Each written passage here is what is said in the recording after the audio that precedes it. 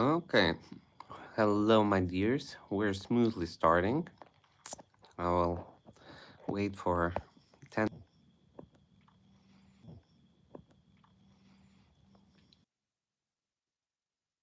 Yo,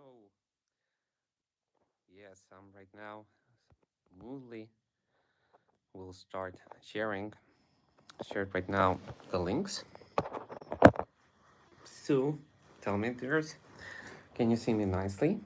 Are the colors good? I put a special sunlight so you could see me better. I want to greet you all. Uh, Right now, I'm drinking from one of my favorite cups. This cup, it came from Ireland after a wonderful mushroom Amanita ceremony a couple of years ago. So, at the same time, I see already. Oh, hey, brother. Yeah, eventually, I'm very happy to greet everybody who is joining now and who will join a little bit later or who will be watching in the recording this video. As from my heart, I will try today to share interesting, valuable information, at least for the ones who are already working with Amanita or for the ones who are curious to discover a little bit more about the ancient secrets of the medicine plants or the mysteries that were created around these mystical plants, which were called often as the gods or the food of gods or the ones that connect the consciousness of a normal man to the godlyhood. So, all about this I will share today, and we will go through a very interesting flow of history. We will start first of all a little bit with the ancient time, and then we'll move to the history of Egypt, and we'll touch their traditions and their work with mushrooms. Afterwards, we'll move to Moses as he was going away from Egypt and carried certain traditions. Then afterwards, we'll touch Christianity, the ancient Christianity, and then the modern one. Also, we'll speak today a little bit about the Vikings and the Siberian tradition, and eventually round up in the modern time, which we call postmodernism, in which you literally take a lot of things from the past, transform them, and use them in modern way. And Amanita is one of the most beautiful examples of such ancient culture and history, which was erased from the books but cannot be erased from our cultural identity, of which it is already now the most famous and popular mushroom in all history, as in ancient times, as in modern times. Oh, peace, love, and light, my dear brother. Namaste. Thank you. Yes, Anima, also hello. Oh, in Egypt now. Oh, that's so awesome. Okay, so right now I'll open for myself some small interesting facts and things which I specially gathered for today's meeting. And eventually, if this will be interesting for you, like one of the things which I made a conclusion, as you can see, this year I actually for the first time started tactically to lead the YouTube channel. And for me, it's also a learning curve, and I'm very happy and satisfied with myself that I did all of this work and that we can now be a lot more connected. And at the same time, I made some interesting conclusions. And one of the things which I'm thinking to focus on in 2026 for this YouTube channel is to focus on creating very interesting, detailed, high quality videos. And eventually, I'll also make the ones that I'm doing right now, but to try to focus on very high quality, very like specific information that not so many people know. And yeah, and eventually, and the second one is to maybe to make more such live streams or something because I like the communication. I want more the living connection. There's a lot of material on YouTube, but what is really cool, it's about personal connection between us. Because I'm just doing this for you and for the audience, as I really want that somebody would save their time on their spiritual path or find answers in their life, which will help to create a happy reality, or a reality where you're just in harmony with yourself. So let's go step by step. So why did I call today's topic as the history, or the secret history of Amanita Muscaria? As eventually I'll try to guide you as partly as a anthropologist, as you have to know, as I'm a shaman, I used to study a lot of things connected with culture, with history, and anthropology. And eventually, I'll try right now to make a storytelling, so you would visually see and understand how, through the ancient times, the old tradition came to us until today. And this is also the reason of our Christmas celebrations, winter celebrations, or the New Year celebrations. You know, it's all one story. And you're gonna find out this secret today. Are you ready? Give me some thumbs up, or give me some emotions. We'll be very happy. And eventually, mm-hmm, you're at the perfect moment. So eventually, let's start with the ancient history, when we didn't have our religions, we didn't have governments, we didn't have yet any type of rulers. Oh, thank you, Rob. Um, what was the connection? I like often to compare, or to say that computer games are a curve of eventually art development of our humankind for reflecting reality. So modern times people play computer games, and now they understand what is a virtual world, but actually what they're doing, they are copying this perfect game into a more limited one, with even a more limited rules. So if we will look on life like a game, so what does a person do when he first enters a new world? For example, we as humanity, we just woke up, we don't have nothing, we came out from the cave, and we're on this world. What do we see? We see the reality, and our reality was connected with nature. Everything what is around, you see trees, rocks, animals, you see birds, you see everything moving, living, you see bright flowers or fruits and this and that, and you start to experiment around, you start to study life the same way how, for example, in modern times there's such type of games where people gather resources and they start from zero of creating their world.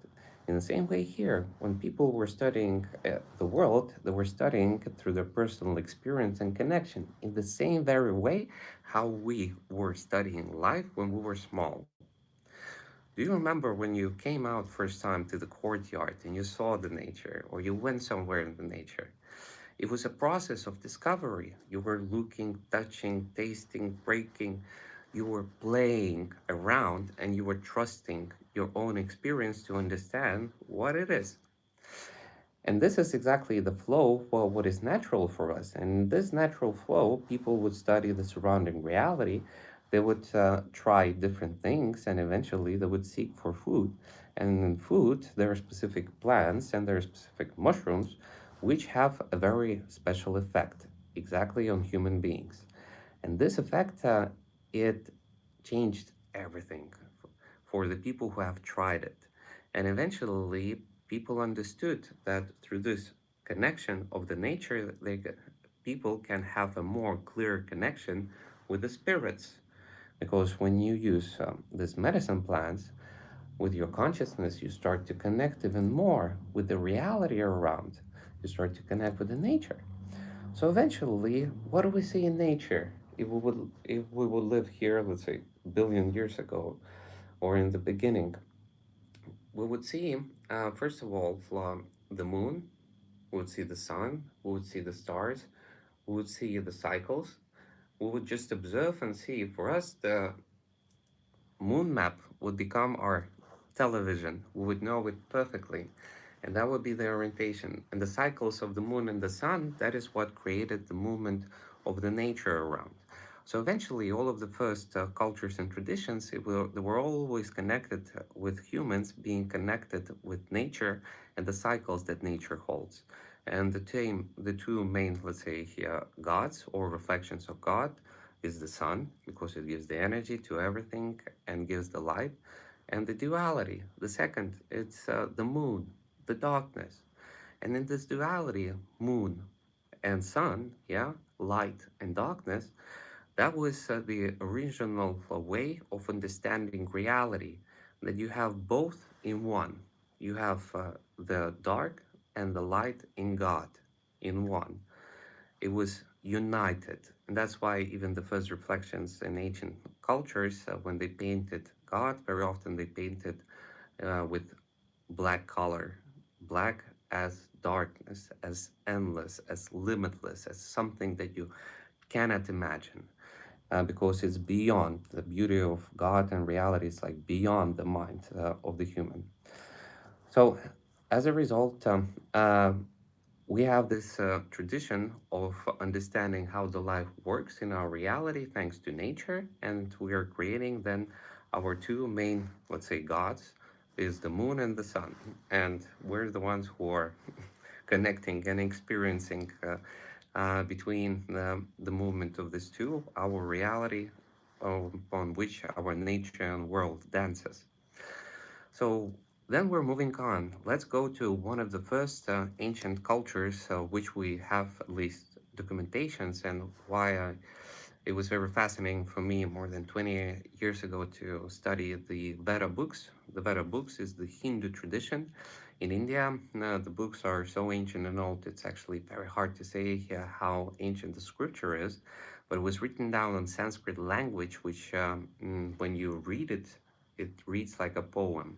So the Veda books are the ancient books left by the previous civilization of their science and knowledge and understanding of life and structure, including our planet, universes, and even other planets, with the technology which they had back then.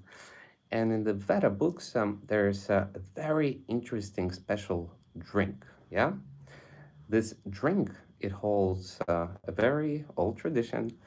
This drink was called the drink of gods, and it was called Soma. So Soma, it's a special drink which the gods were using, which they were creating, and there's very interesting description about how it was. So very often in the Rig Vedas, as the Veda books are big, they have different ways on how to describe them. And Soma, as a drink, it can be described as a drink, as a god, and a specific plant. And eventually, they described it that it gives the people opportunity to have visions connected, with outer state of reality. And at the same time, people or the ones that consume it experience death experience. And at the same time, when they describe it, I will even read you out. So Rig Veda 983 1. O Soma, flowing for Indra, you run like a stream of filter, born in the mountains, you are pressed in stones. So you can see there is said that it is born in the mountains. I lived in India for 2.5 years nonstop, and there were moments when, let's say, altogether I lived almost 3 years, and I especially stayed in the Himalayas and lived for almost 1 year. So when we speak about Soma, as it was made in the mountains, it means in the Himalayas. What is the specialty of the Himalayas? That it has pine trees. It has cold weather. The next description, Rig Veda 941. The tawny Soma drops, shining, powerful, enter the woolen filter. Or we have drunk Soma and become immortal. We have attained the light and the gods discovered. What can the hostility of mortals do to me? Uh, for I am under the protection of Soma. So this, oh, thank you very much for the support. This is very cool. Namaste. I will continue and then give gratitude. So eventually, the Soma, it is described as a very special drink, which gives the person who is experiencing it, it gives an altered state of mind and consciousness, and that it was a very hidden tool which wasn't shared with many. But the gods, of course, they used it. So, in the interesting way that when they shared if we summarize all of the conclusions of the Rig Vedas, we know that first of all, the soma was a mountain plant mushroom or organism. It was pressed to release juices. Often it was filtered through wool. It has a shiny, tabby, golden reddish. I'll repeat, golden reddish light. Produced expanded consciousness associated with light immortality, divine vision, connected with both substances and God.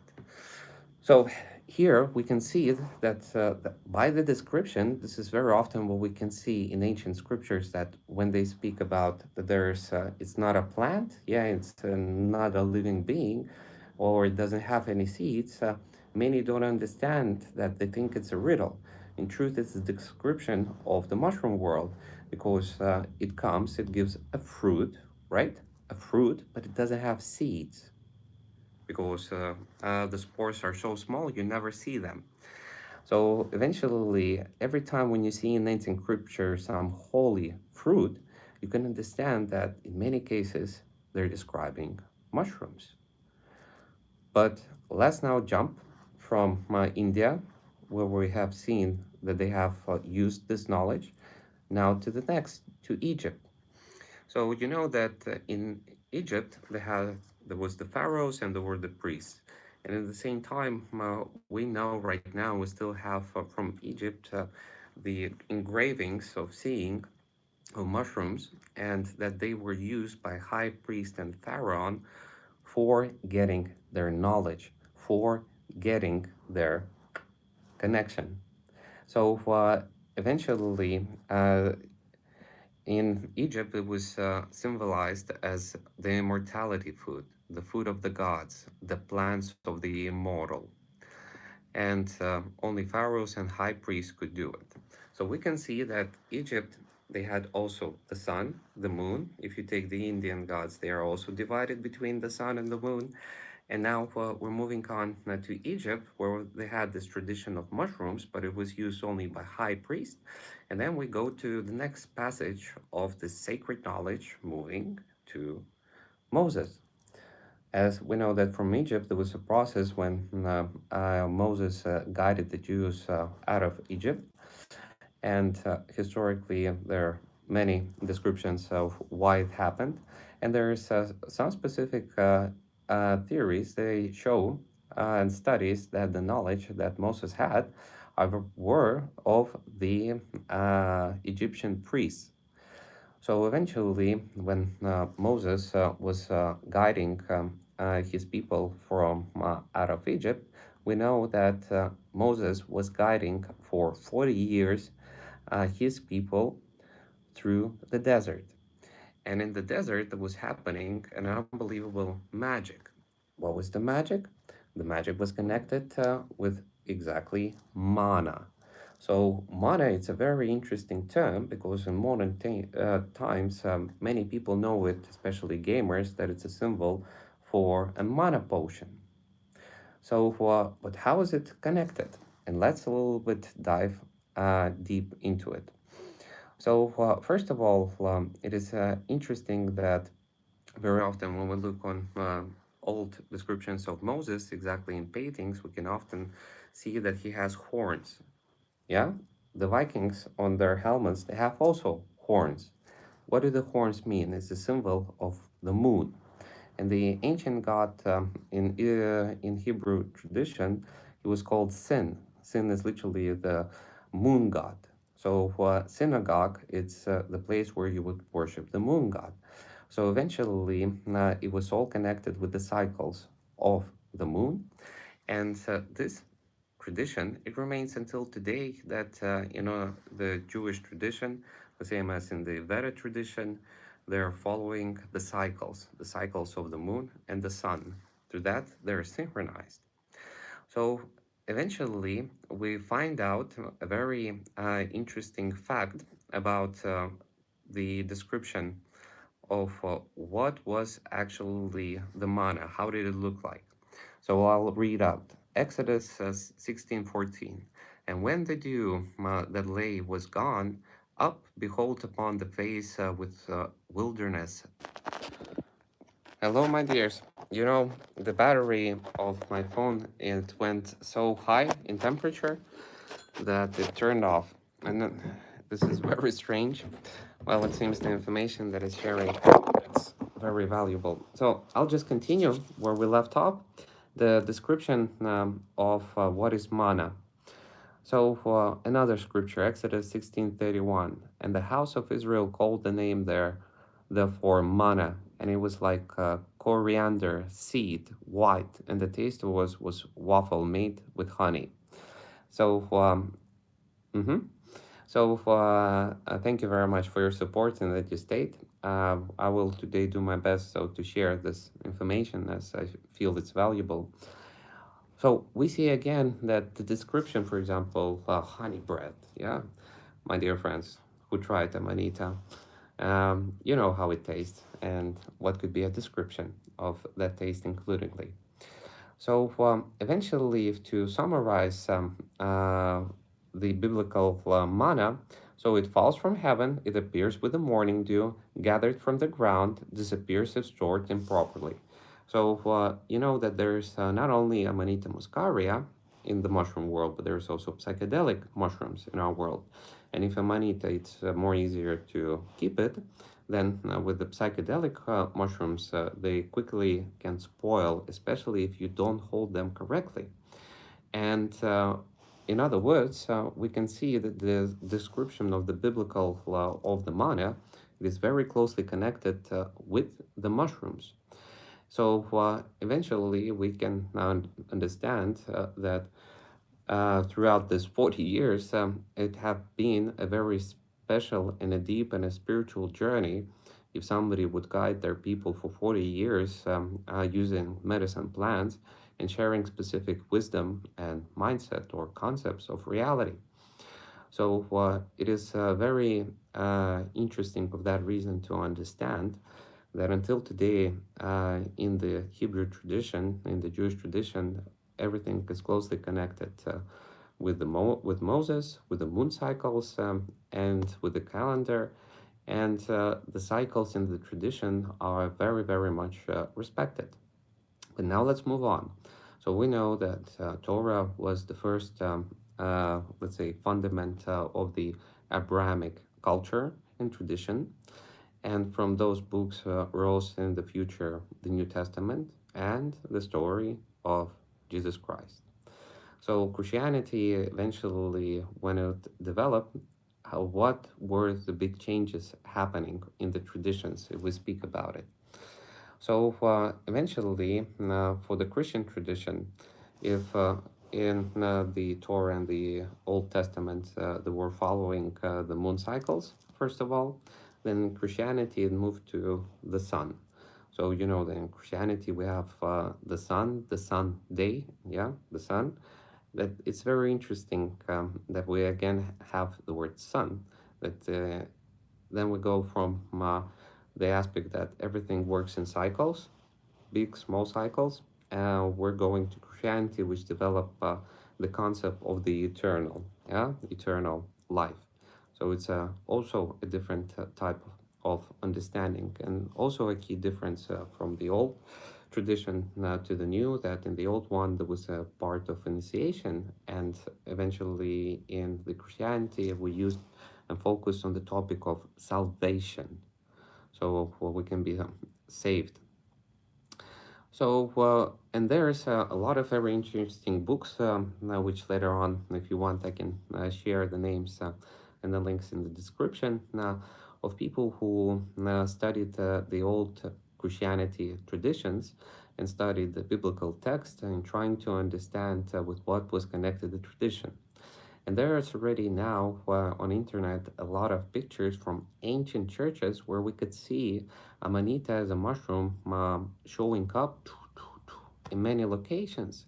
And there's later on even a painting of Adam and Eve standing, where in the middle that fruit, yeah, again fruit, the forbidden one, was painted as Amanita Muscaria, the red and the white dots.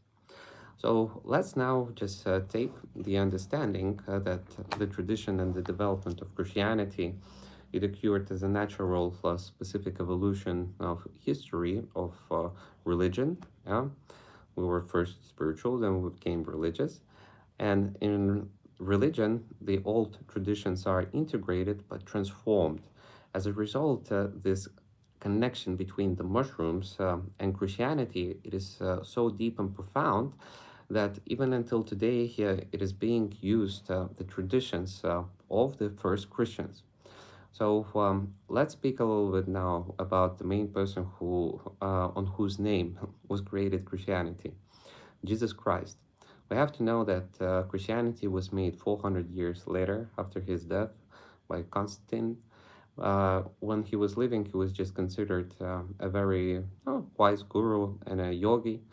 We know through the Vatican archives and other books and different writers and the journeys towards India to Kashmir that Jesus Christ, we know his story from the New Testament until he was 13, and then we meet him when he's 30. But that gap for more than 15 years, we don't know what happened to him. But the archives and the location shows us, as it's also marked down in Kashmir, that's in the Himalayan part of India, that there was living there a very special person 2000 years ago, which perfectly fits the description, the timing of that specific gap of time of the life of Jesus Christ. So, in other words, we can see that he was gathering knowledge and he was practicing specific practices in the Himalaya mountains, yeah, going back to Rig Vedas. And at the same time, he was part of the Jewish culture and tradition, in which, for sure, all of the priests and everyone they know the knowledge about the mushroom, and it's normal. It is a lot more normal than for Christians or Muslims to be connected with mushrooms in our modern time, as it is for the Jewish culture, because it's hidden knowledge which remains. So when he was in the Himalayas, for him to discover Amanita Muscaria and to work with it would be very natural. So when he would return back to the people and he would be already on the level like a Baba, it's when there's a specific level in spiritual development in the Hindu tradition. First, you go to yoga, then 10% of practitioners go to the level of Tantra, and only 3% from the Tantra real people can reach the level on which was Jesus Christ. And that is called the godly connection, when the person was the eyes and the words of the God consciousness. As all of us are part of God, but somebody who vibrates highly connects, let's say, more frequent with the source. And as a result, we see in the Bible very interesting things when he was, for example, on a wedding sitting, and usually the tradition was that on a wedding, you would give people the best wine in the beginning of your celebration, because everybody will say, what a good wine. And then they would drink it. And then after that wine, when people get drunk, you would bring more cheaper wine. And that's how you could save some money on a big wedding.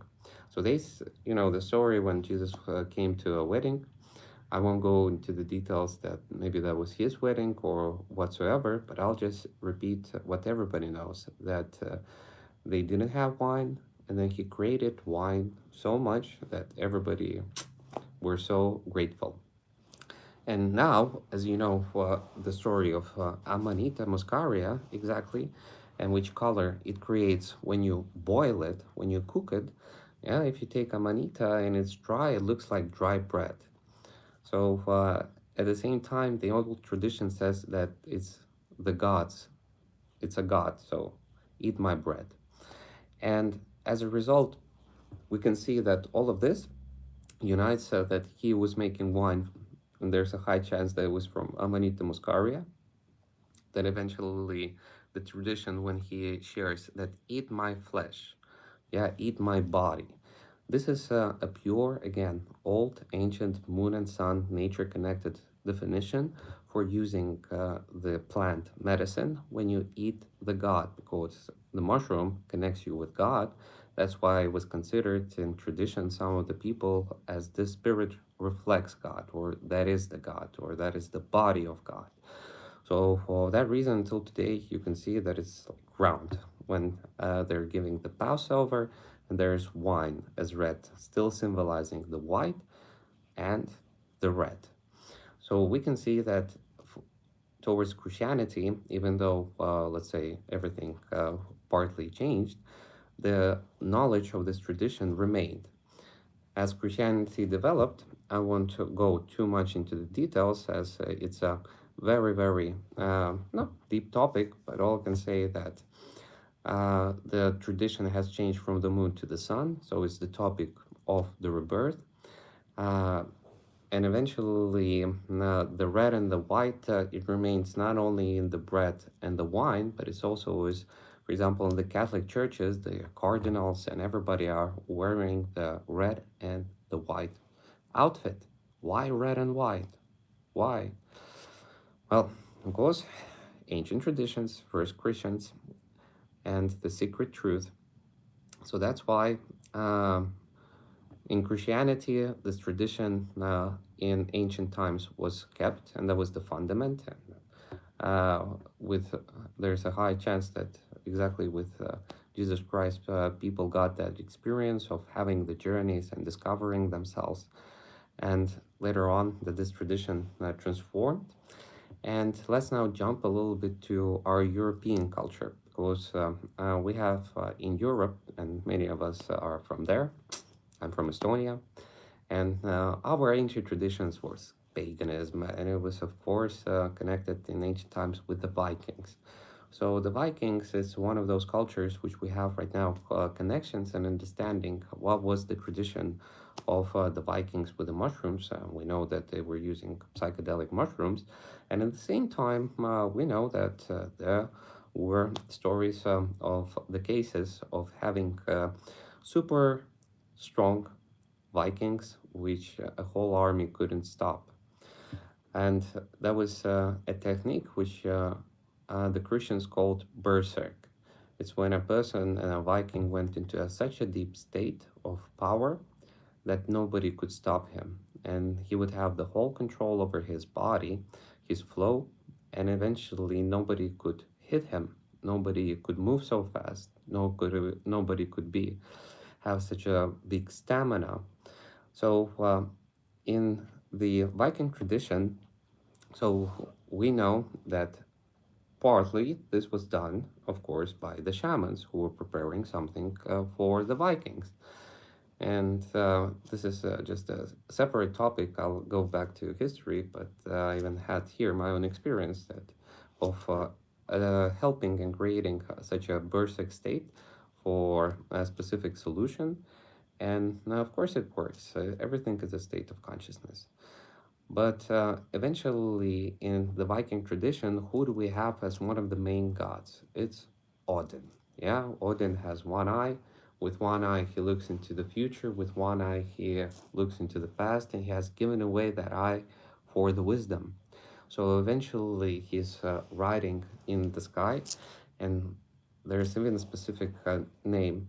He is riding on his legendary horse, Slave Sleipnir. So, and as I come from Estonia, I'll just tell you that, first of all, in Estonia, Christmas is called Julu. When you go to Finland, it's called also not Julu, but Jule. Jule is the ancient name of Odin, because for Christmas, for winter, Odin was traveling on his carriage. He was, and nobody knew, will he bring a blessing or he would bring a punishment. For that reason, he was traveling on the sky on his sled with his horse, which had 8 legs. And if you Google the horse of Odin, you'll see the visuals which describe it. And thanks to it, he was traveling over in the sky, making a checkup, somebody bringing gifts and blessings and help, and for somebody bringing punishment.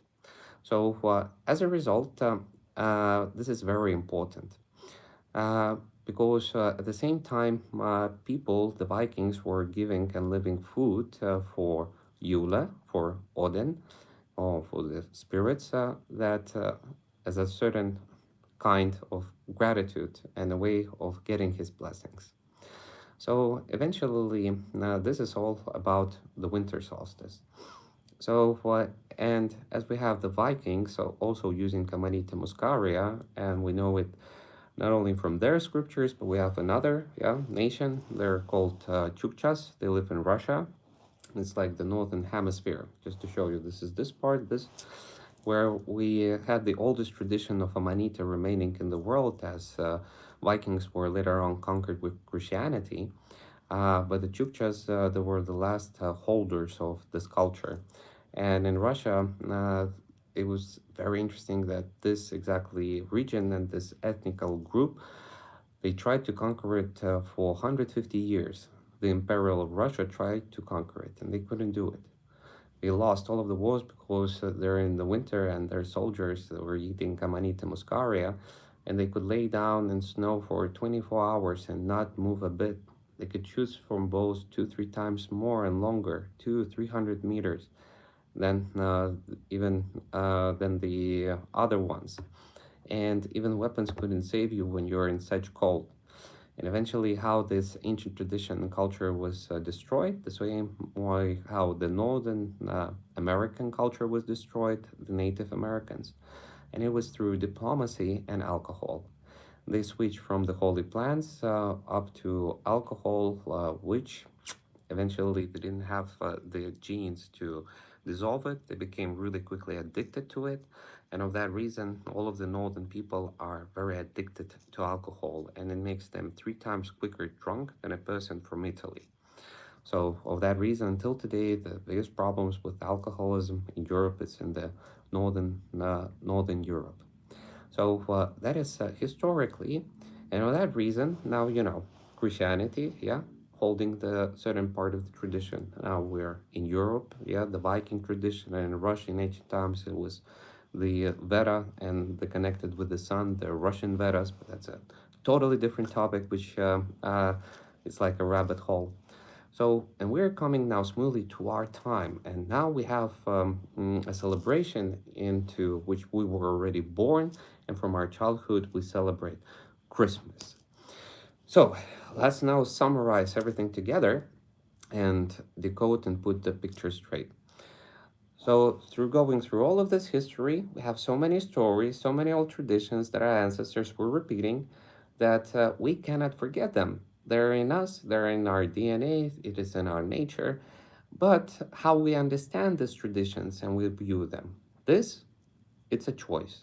And this is exactly the area where it was manipulated by putting different traditions, mixing up here, there. So, but what does it all mean altogether? Let's take the modern time. When I was small, I was watching television, and I often saw this advertisement from Coca-Cola with the Santa Claus like riding and bringing the gifts to the children. And I literally partly got this sensation that the Santa Claus is this because of Coca-Cola. Then later on, the future, of course, I discovered that they used already a tradition. And now you understand that this tradition of the Santa Claus, why it's red and white? Because it's connected with Amanita Muscaria. Because it represents the blood and the body of God, of nature for us. As you have to know that the mushroom kingdom was here before the plants and the living. They were the first being on this planet. Through mushrooms was created soil, and on the soil later on developed plants and human beings. So as a result, the ancient forbidden fruit as Amanita muscaria, this tradition connecting with the winter solstice and getting the answers, getting the blessings, planning the changes for the new cycle. What did our ancestors do for the, let's say, the new beginning of a cycle? They would make a rituals, they would put their intention, they would put their gratitude, they would do everything. So the year ahead would flow by the request that they made, and the request would come from the heart, and that the blessings would come from reality, from God. So, summarizing it up, we have in modern times Jesus Christ as a representative of the reflection of the winter solstice, but it's a much more ancient tradition. The Santa Claus and the reflection of the modern times, it comes from Odin. He has a white beard, he's traveling on his sled. Why the modern Santa had 8 ears? Because eight is exactly the 8 legs which Sleipnir, the horse of Odin, carries. And eventually he travels, he comes and checks who's good, who's not, who left some cookies, who was naughty or not, who makes a request, who doesn't make a request. Who makes a request and good gets blessings. Who makes a request and he is bad, well, gets lessons. So it's an eternal story of the cycle and the cycles where we're living. And it is very hard for our mind to understand that everything is eternal, but such celebrations, which winter, summer solstice, were those days which helped us to make this fundamental understanding that we're right now moving on and we're starting a new flow, a new tradition. And of that reason, we see until today as Amanita Muscaria, as the magical mushrooms, they were always hidden, but they were always in plain sight. And a small bonus, and the ones who will listen carefully now understand why, for example, in computer games, subconsciously the game developers, for especially RPG games, they use the color red and blue. Red symbolizing the power, the strength, and the life that gives Amanita Muscaria, helping you to go through death, to be reborn. And the blue, the mana which opens the vision of the illusion or the study of the illusion, because everything around is an illusion and everything inside of us is the truth. That's why the red and the blue pill. Who takes the blue pill, he follows into the illusion that was created. And who takes a red pill, he focuses inside and becomes awakened. So this is that secret, eventually, that everybody are studying from different angles. And this is just a small fraction because there's much more interesting details to share. And I'm thinking exactly to focus this coming year for creating such type of content.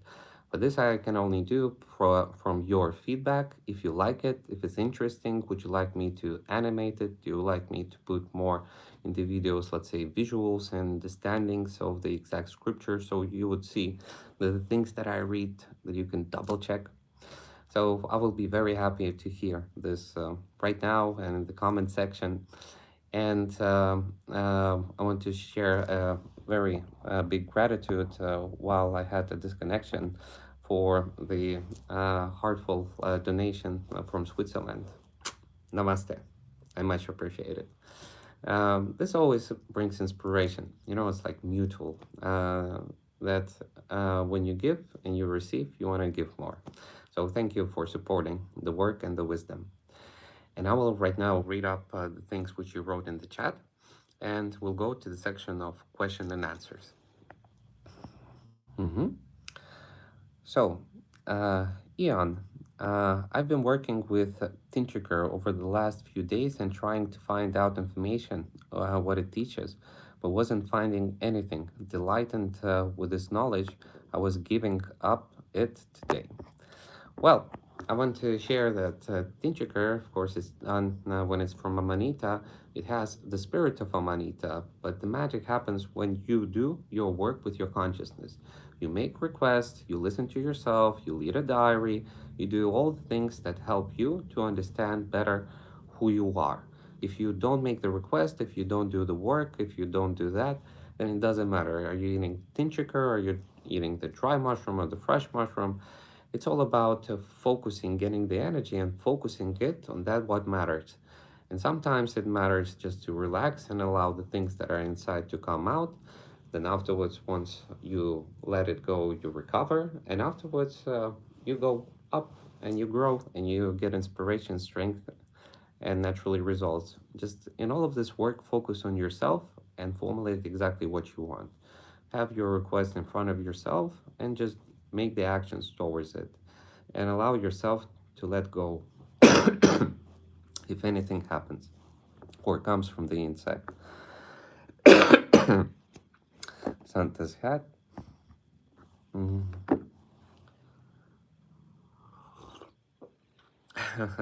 I don't much like the comment from Simon. So, anyone here did Amanitas for a million years straight?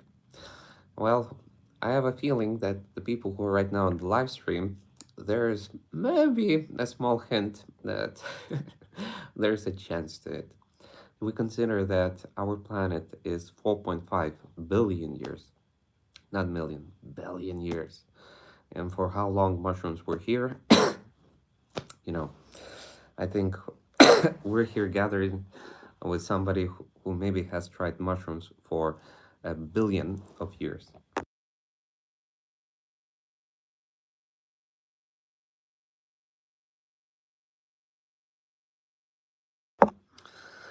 Vadim, amazing. Your knowledge is very deep and delightful. Thank you. Thank you very much. Thank you very much. Many blessings to you. Namaste.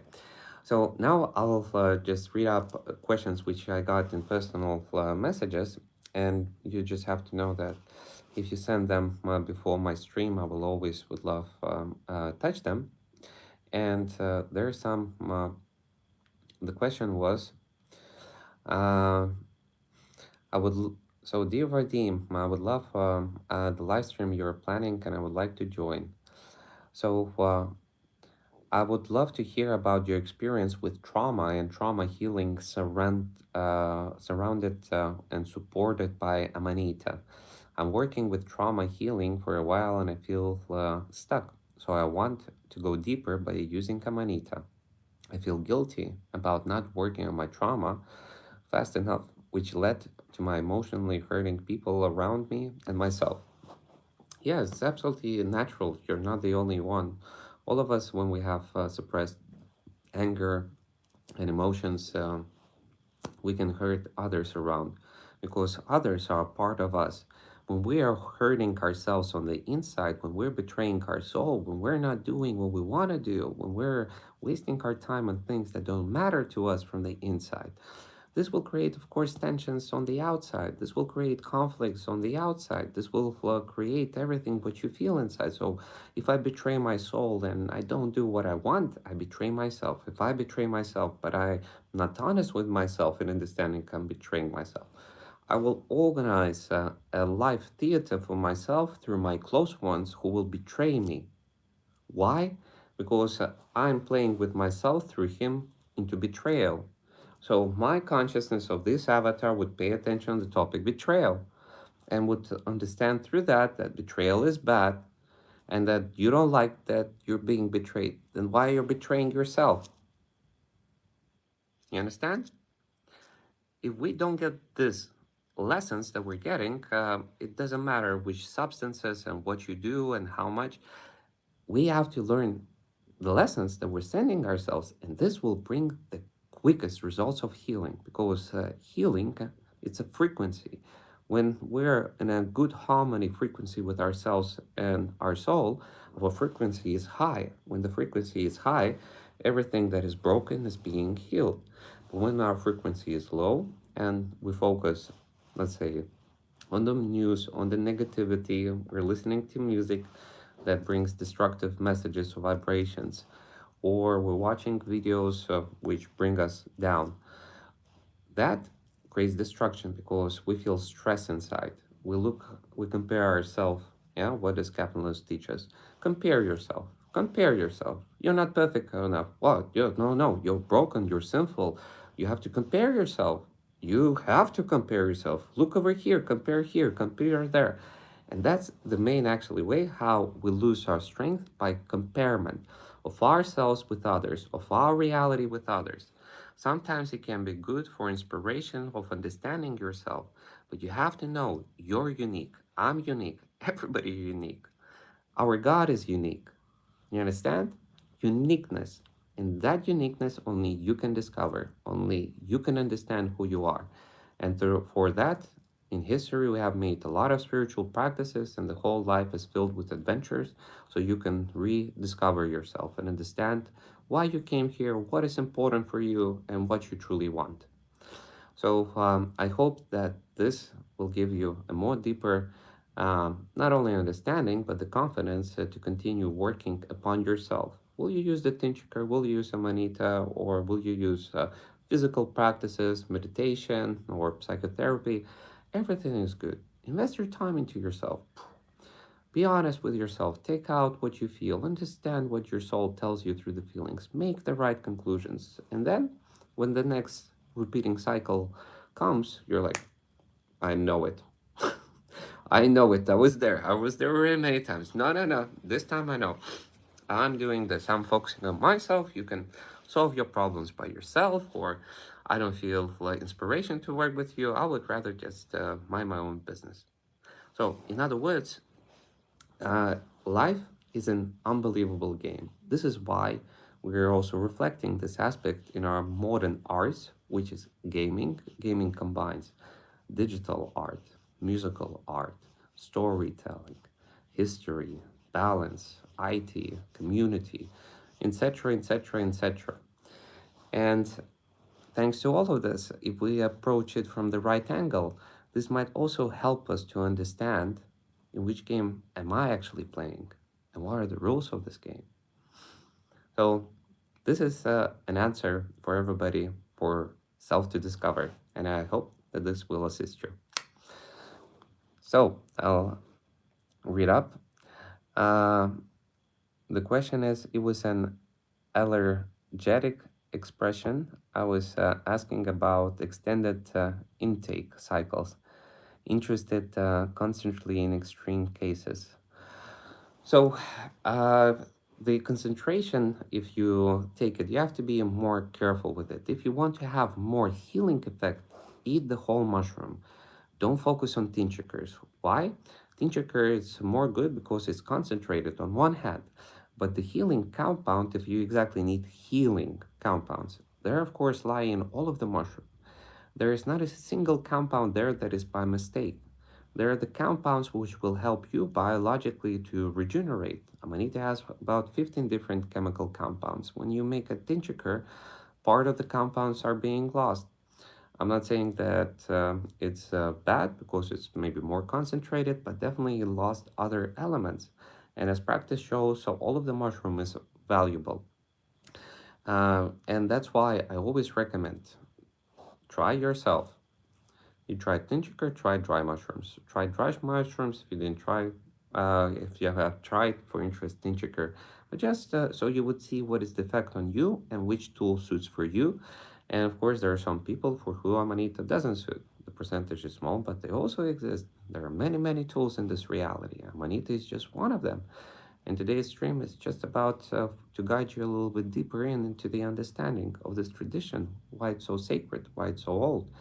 And not everybody are interested in discovering such mysteries. But I congratulate you that as you're listening to it, you are. You have sincerely asked the question about the truth. Well, a small part of the truth was shared today. The rest is for you to self-discover because the your truth lies in you. And the more you focus on yourself, the more harmony and transcendental experience and the more beautiful and unbelievable, awesome reality you'll be able to create. It's all in you. And this is my most important wish uh, for the end of the cycle and for all the future ones. Just know life is a reflection of you. Love yourself, then life will love you. Respect yourself and your past experience. Doesn't matter how hard it was, respect it. And then what does life will do? Life will, of course, respect you. Treat yourself well. What means well? Physically, emotionally, mentally. Take care of your physical body. Do those physical activities which make your blood run faster. It can be done as from yoga, from doing martial arts, going into just breathing exercises, but just be alive and take care of your physical body. And of course, take care of your emotional body. Your how you feel inside depends on what you see around. Choose what you see. Choose people with who you feel good. Yeah. Understand with who it's awesome or with who you feel like down after spending time with them. Mentally, I highly would say give an extra attention on this. Just know our brain, it's like almost like an eternal, in certain way, hardware. It always saves information and everything that goes in stays there. So choose the information that you put inside. Choose the vibration that you put inside. Create for yourself a clarity what you want to create in this life for yourself. As I personally like to say, what is your heaven in this world? Which reality would be for you heaven on earth? Share it with me. Create it. Invite me. I would with joy visit and share, wow, this is a very cool heaven. You organize everything so awesome for yourself. You're in such harmony. And I say, well, now come to Pagangan and I'll show my personal heaven. And just know, you choose, and your reality reflects your choice. You're not satisfied with your reality, make a different choice. And with the choice, follow the actions. And then your reality will start to guide you, because it always guides you. But it will not only guide you, but support you. The moment you're going to do that, what is important for you and your soul. So I hope this gives an inspiration and a more deeper understanding for everyone. So thankful for the answer. Oh, you're welcome. You're welcome. Um, on this beautiful note, I want to give my gratitude for everybody who joined. Super gratitude for the ones that supported. Thank you very much for the donation, and share please in the comments. Would you like to discover more about such interesting facts about mushrooms, about Amanita, magical mushrooms, cultures and traditions, our history? And would you like me to create more such deeper content? But with that, I'll need your support as currently, unfortunately, YouTube is kind of shadow banning the mushroom topics. So if I will do such a video, I understand that YouTube won't share it much. And for that reason, I will need your support. But I'm preparing. I want to, in the new year, in January, I'll share a special video of the new structure, and looking much forward for your support, your in different forms of way. And as right now, thank you. I already feel your support through the gratitude that you share. So, namaste. Namaste, my dears. I worship the God within you. I respect the God for who you are. And I enjoy the God in who we are, and through which we are. And my deep gratitude, my warm wishes for this new cycle. Be yourself, love yourself, and treat yourself honestly. Everybody respects and loves honest people, the ones who are sincere and who have honor, as honor is honored beyond our world in all realms and in all times. So, see you, and thank you again. Namaste. I'll make a screenshot of your beautiful comments. Bye, and thank you very much.